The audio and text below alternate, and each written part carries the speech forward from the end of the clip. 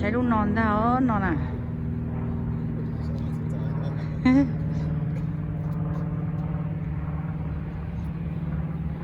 Sai chế nữa luôn nè. Nó làm blend nữa.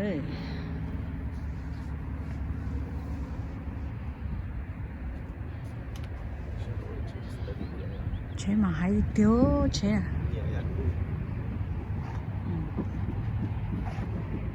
Rồi nó đấy, ở luôn nó mới dữ dạo nó.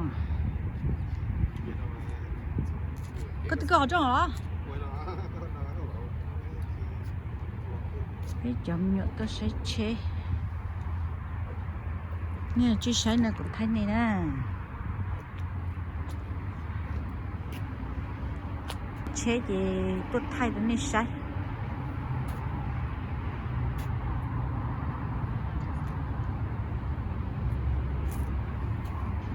Thì cả tôi trâu là nữa. Tôi trâu nên tôi sấy chế này nè.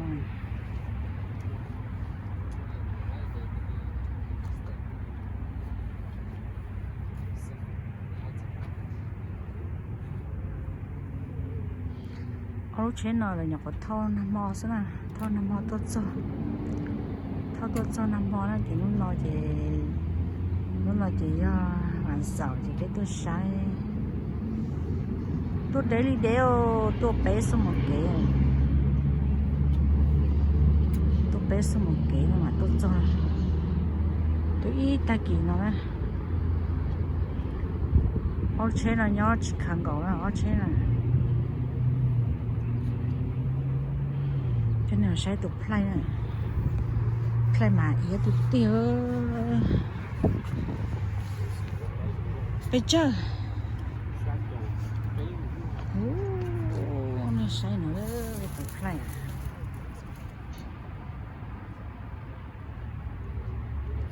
bây giờ tụt play mà nó nè, rồi, nó học play rồi, chẳng tụt chi thôi bỏ. Xe chỗ bếp pháo bồi gì chỗ đó lão kỳ cái tiêu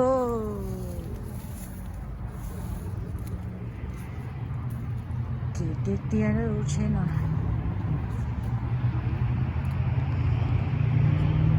kỳ chấp lỡ chỉ nhiệt thái hỏi nhiệt độ là thái nó sẽ này ít bây giờ tiệp bây giờ lấy là chị mà đi mua cho nó sai ở hỏi giờ thì hay chỉ hỏng đi thì bé chỉ tao sai hay hỏng đi thì mà cho nó sai nè chẳng đâu chi thò sao bỏ đi à là trò số cũng bỏ chi đó chẳng đâu chi thò nó chỉ bỏ lúc phòng đó nè bé chỉ mà tiêu này bỏ á hai chấp rồi đó, ở nó này, cái chỉ năng mà bộ số đông sao, bộ số đông sao nữa ở trên này,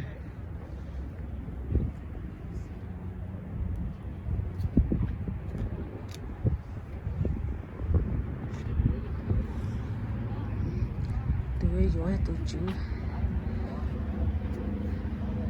Chị vô tụi tổng nói chị vô à nè xe giấy bây giờ thóc kìa chở tôi sửa chở xe kỳ ta bộ đó à nè xe nên nó bây giờ thóc kìa tiếp bộ chỉ nhờ chế chế nó nè tiếp bộ giống như nhiệt rồi thể tàu chế nó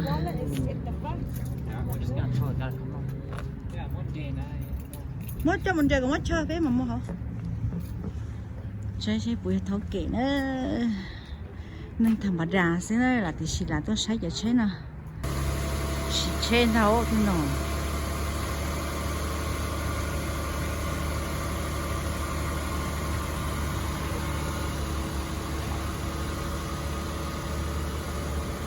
ngoài đường ra khi tôi xỉ chế qua hai trăm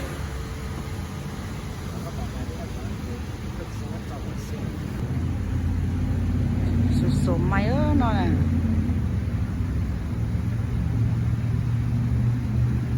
ý là ta ớ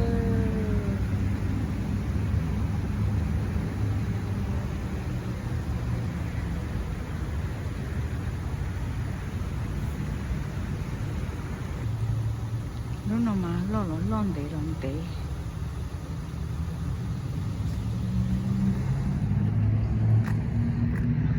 ok đấy à tớ luôn chi chứ à tớ luôn chi chứ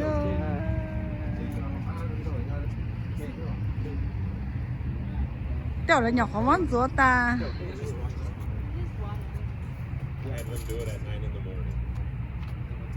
đây là con rúa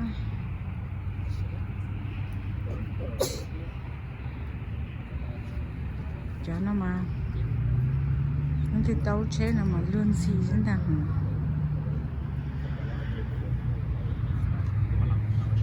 cho mình tô cái tôi sẽ chế cho mình tô này ôi nó chỉ mua xì đi rồi chỉ xì đi rồi ồ mới lại xin cho thôi à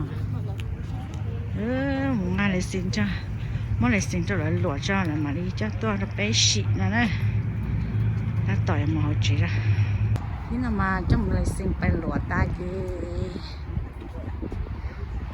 xị chay kia đi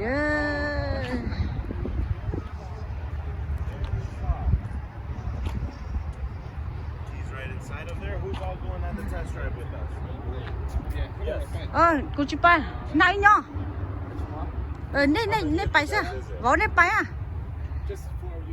nè phải nè à nãy nhá ai thấu bên đó nè mua rồi ồ nè phải nè nãy nhá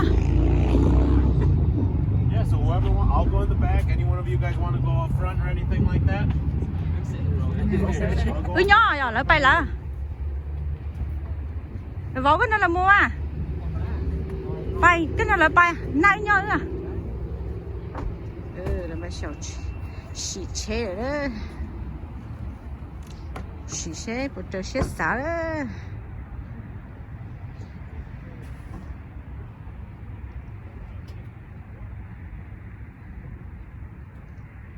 tôi tô đi tôi vào đi tôi đi cả là chi lăng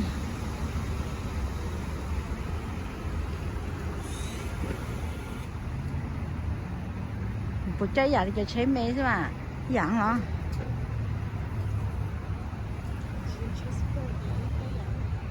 chỉ là chơi khó chịu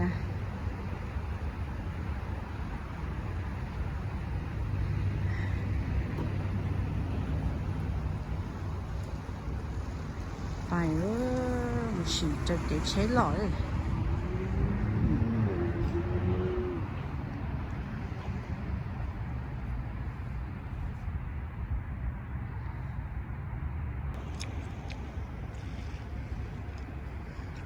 một xí chế lõi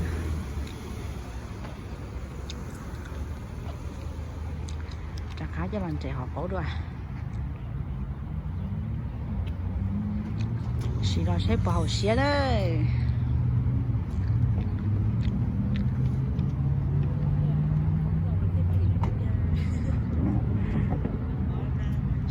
lo ok hết em họ đấy rồi à nhưng mà dây to xí lo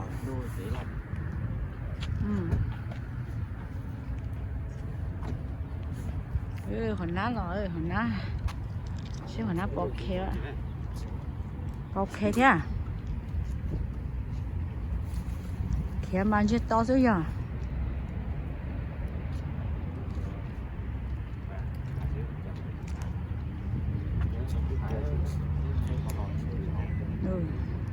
con chơi rằng ác ổ kia rồi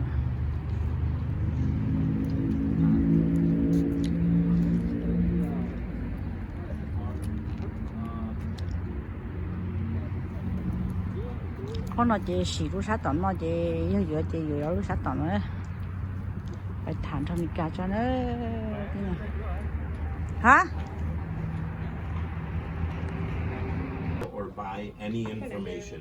So when you go to your Toyota in Wisconsin, unless you're already a customer there, they're not gonna have your information. We don't share information to all Toyotas. We just have it here. We are the only poly Toyota. So a signature that we do not share information with other Toyotas. Chỉ một cái information share đó là cho là.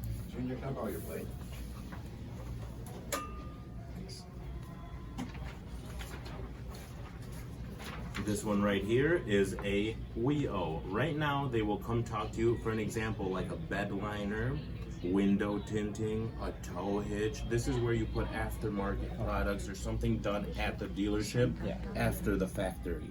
As of right now, we're not buying anything. I know we are going to talk about the bed liner and we can talk about that, but as of right now, on the paperwork, it's not being billed out. Signature right there, sir. Title, if there was a trade-in, you guys don't have a trade-in vehicle, so that's easy enough. I know we talked about a significant amount down. Do we have a check book with us today? Yeah, we have Check, great. Because on a debit or credit card, we can only take $2,500. So the rest would have to be on a check. And you already gave me the insurance card when we test drove. So one more signature. I already have the insurance from when we test drove right there. Tao chế ba nó tiệt tiệt đó. Last but not least on this one right here is going to be all the way knocked down to the selling price of the vehicle. Knocked down, that's the discounted one there, bringing us to the amount of $67,699, even $1 under the 700. Okay, Jeff made sure he wanted to have us be happy here.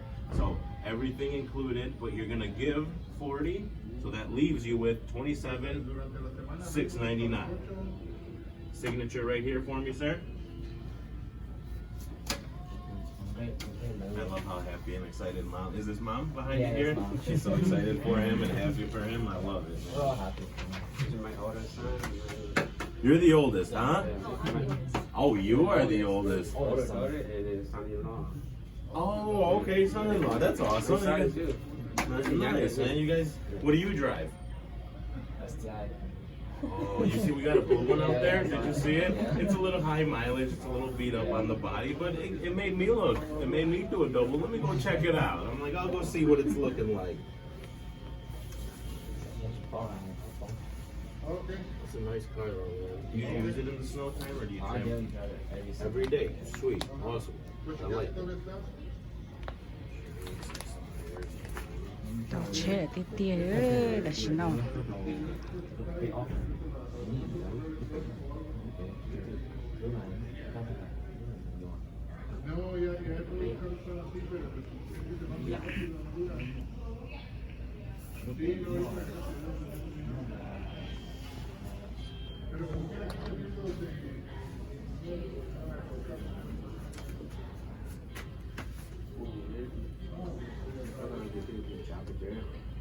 Okay, I'm going to take this paperwork over to Jeff, hang out a few more minutes here, and then I'll come back when he's ready for us to go into the financing office. Give me just a few minutes. Tire shine and stuff, they dry it by hand and they're doing all of that, but other gas and stuff like that was already done this morning at 9 a.m.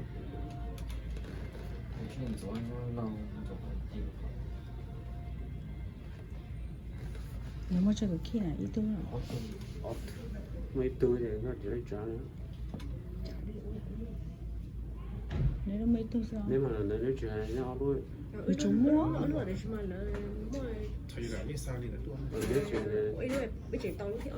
Ở nếu chuyện sao?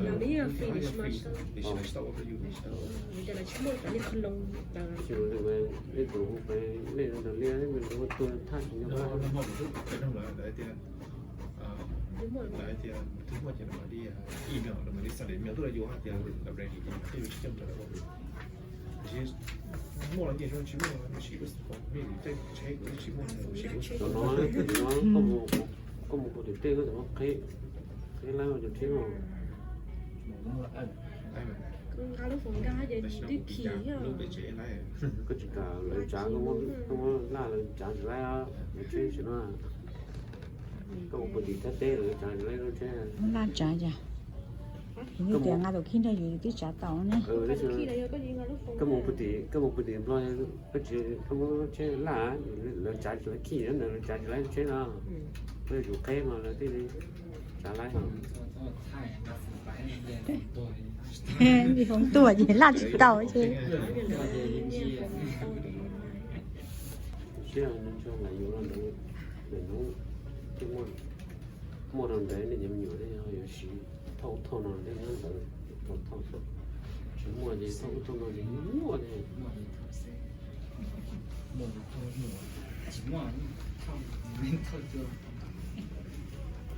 tôi chỉ tàu cái Junior, all your paperwork is with Art. Thank you.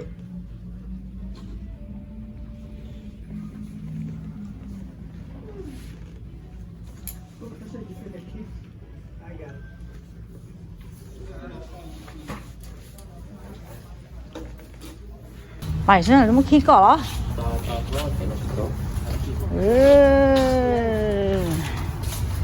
để cho nó bay để xin nó là xin nó tao chế tiền đấy. Alrighty, guys. This goes on the back windshield. Normally they put it behind on the driver's side is where we're going to put it. Would you like me to put it, or do you feel more comfortable putting it on? It should go on the driver's side of the Chỉ mua đại bay họ qua là mua đại nữa nữa. On the back. Dạ nó bỏ It kế has to go rồi. on the back, inside. So I can put it. Are you okay? And come check it out. Come look with me so you can make sure this is where you want it. I put it on before, and they go, I can't see with it there. Why would you put it Nhưng there? có ô trái à. I'm sorry. Okay, it would go somewhere like, yeah, right here. Tao chế tiền đi ơ chả nó. Rong rong rong liền vậy. cho nó mong nó bỏ Thế sao chế đá được rồi? tạm đó là khi bài Ồ.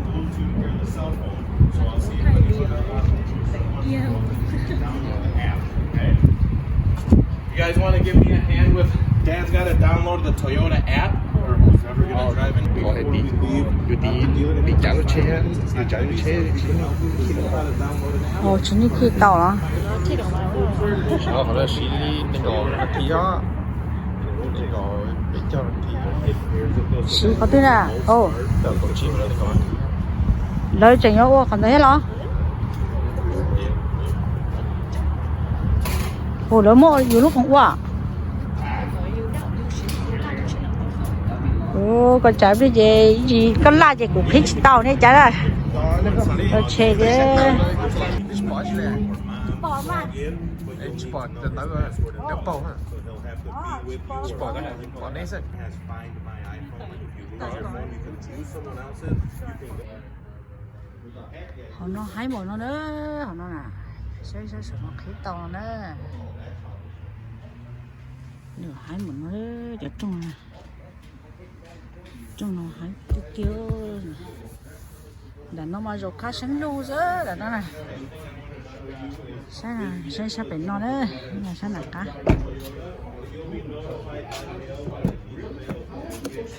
sẽ là nó mà hái từ đôi sái kể nó lo nói nè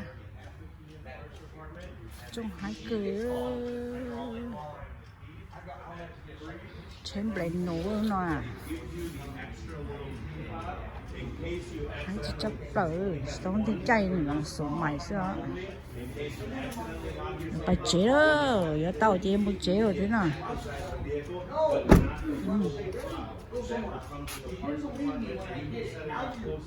cho phải chế đó giờ cho những đâu phải chế rồi thế nào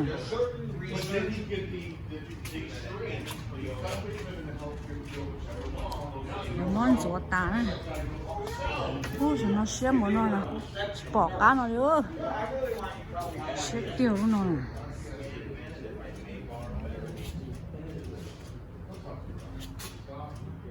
nó là mất cho hậu trẻ cho bỏ cho nó nè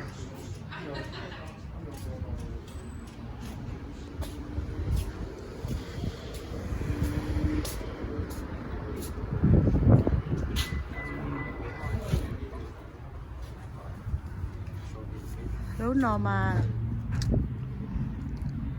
hàng đó nó nè chẳng to còn là ngó lúc phòng xe nó chỉ đi khi rồi trả tàu nó luôn nè chẳng xe tàu lúc phòng cho mà bật chế nè còn đó đợt tiệt ta đó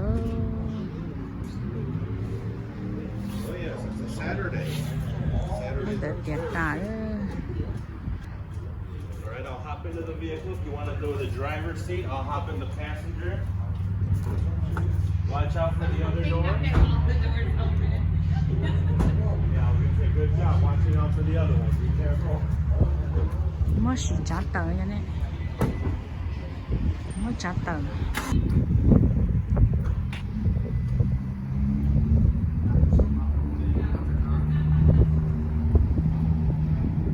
Có lúc tận nó là có lấy qua nó đỡ tài á, lấy dùa nó ón rồi nó.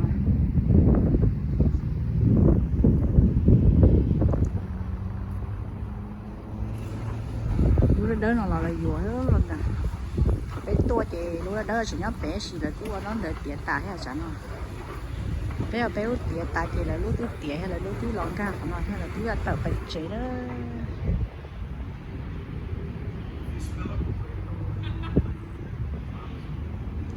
Luôn chi là xí à, chả chết một chế à.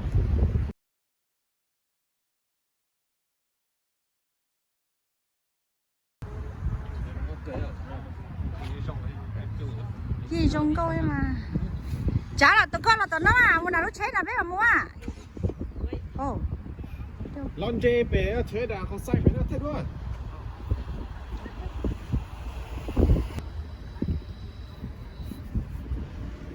Tôi nhớ do muốn chế cái gì đâu thế nào. Họ như cái chừng mình cả nè.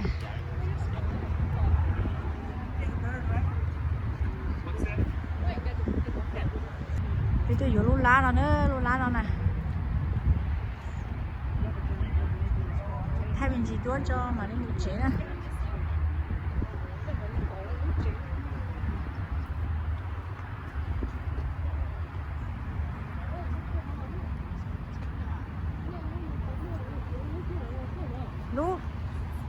Lú chế đó nữa. Chạy có chứ mà.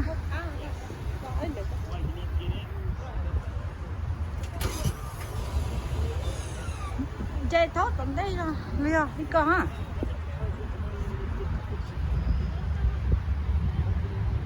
Cái gì ra nhưng có trung liền hồ.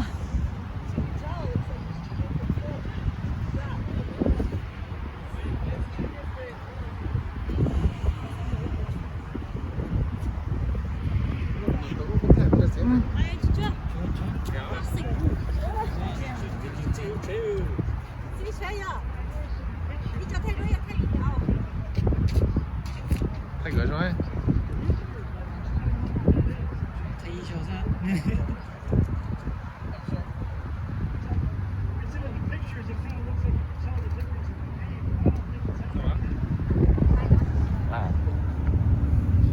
Cái này chưa khỏi nó thay rồi.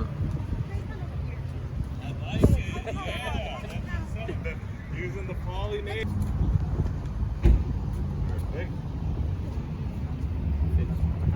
Nè, thay gì? Muốn cho anh thấu. Bây giờ có tụi mình tu đó, có tụi mình tu. Rồi tôi có chế. À. Có tụi mình tu con rồi có chế nè. Có là tôi trả. Tôi trả đuôi. Bé chế muốn nông gì mỏ lắm rồi cho trả. Tôi hay chế nó chế plata đi ô, muốn chế. Để muốn chiếm gì lán nó mà có chốc lá cho mà bay. Ê chả lên đi. Na có chín hơi chạy đó. Lấy cho lên đi nói chạy. Ôi giờ nếu bé tôi có chạy bé tôi là biết nó. Phải chế kia đi nó. Rồi cá chứ rồi cá, mà rồi là cá. Một chế. Ô, tôi khi. Khi nhá nó, bây giờ nè.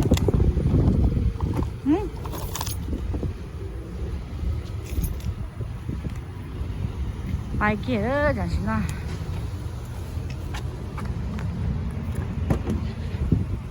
Ủa, chị to, xé loại.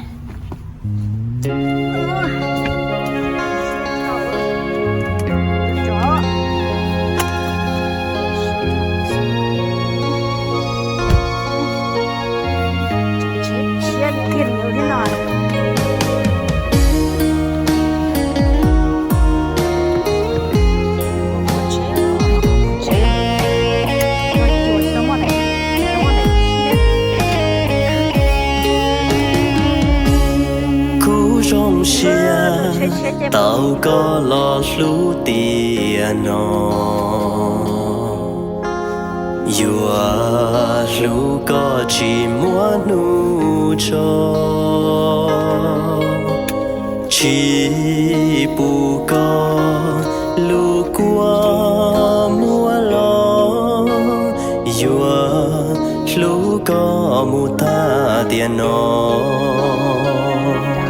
có rong xia tao có lo ua cửa tù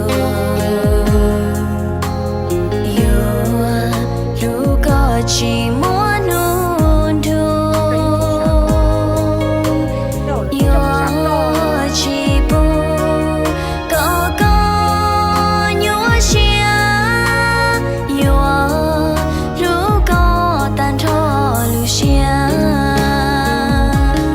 yo xí lu mu có gió nụ tua yo chỉ mua chia tàu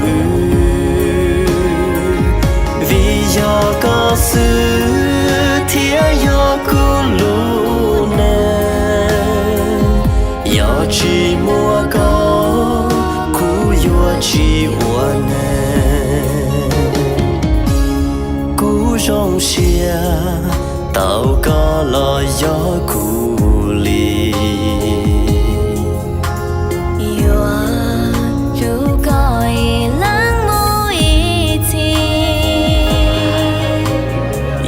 chỉ thu mù li yuan tròn đại có yuan lu có mu ta tiền nó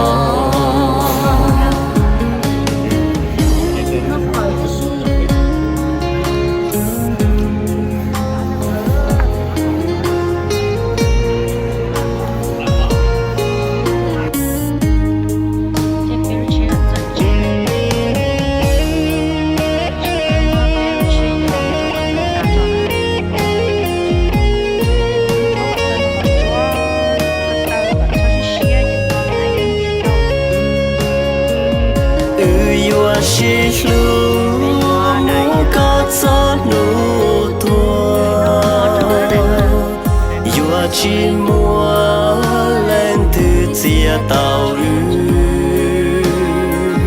vì do có sự thiết do cô lu nè yo chỉ mua có cú yo chỉ uốn nè rong xia tao có lo gió cú li yo lu có lắng mũi chi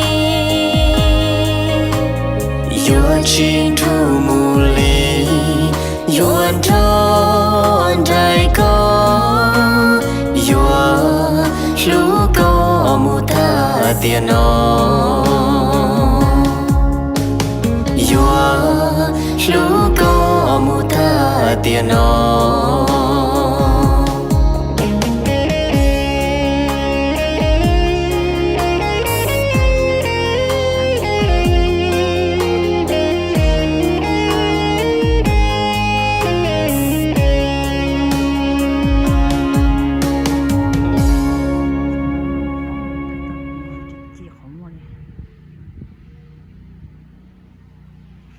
bỏ đi chỉ không muốn này nếu mà có tuần sai我冲mà mất thâu chúa khi nhớ bụng cầu nào bắt tư nữa lúc xưa我才冲mà khi nhớ đón tàu mà有主动就车nó thâu khi nhớ bỏ chế nữa mà theo đi